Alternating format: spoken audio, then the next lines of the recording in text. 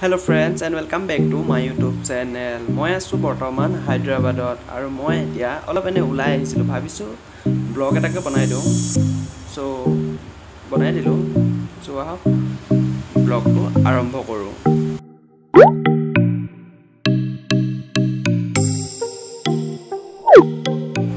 Actually কি হ'ল মই ৰুমৰ পৰা আহোতে ব্লগ বনাম বুলি ওলাই আহা নাছিলো ভাবিছো আপোনালোকক এতিয়া দেখাই দিও অলপ হায়দৰাবাদৰ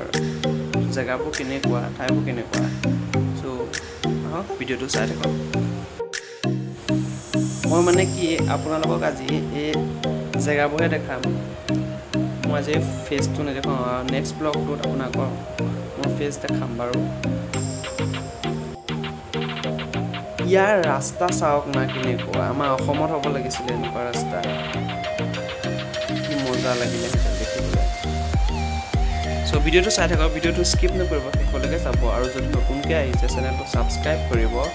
আৰু হায়দৰাবাদৰ এনেকুৱা জায়গাবোৰ চাবলৈ যদি বিচাৰে কমেন্ট কৰিব আৰু চেনেলটো সাবস্ক্ৰাইব কৰি ৰাখিব সো আহকচোন অলপ আগলৈ গৈ থাকোঁ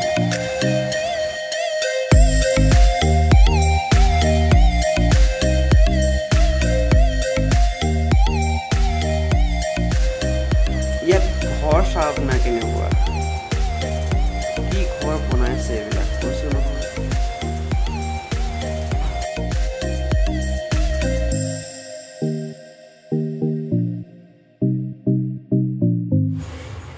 মই এনেকৈ আহি থাকোঁতে এটা বিল্ডিঙৰ কোম্পানীৰ ফ্ৰণ্টত এখন ফুল ৰুই এখন বাগান বনাই দিছোঁ আহক দেখাই দিছোঁ মই আপোনালোকক